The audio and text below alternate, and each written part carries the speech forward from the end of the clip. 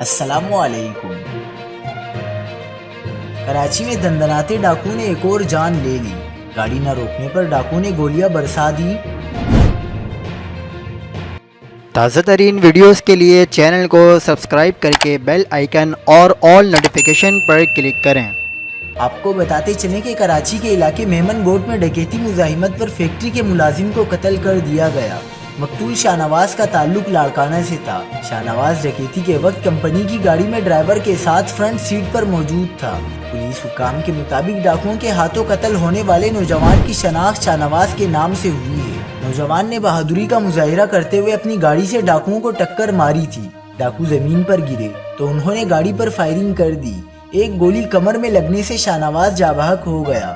Police نے لاش تحویل میں لے کر واقعے کی مزید تحقیقات کا آغاز کر دیا ہے۔ رواں سال کراچی میں ڈکیتی مزاحمت پر قتل شہریوں کی تعداد 36 ہو گئی۔ مزید خبروں کے لیے دیکھتے رہیے حق پاکستان نیوز۔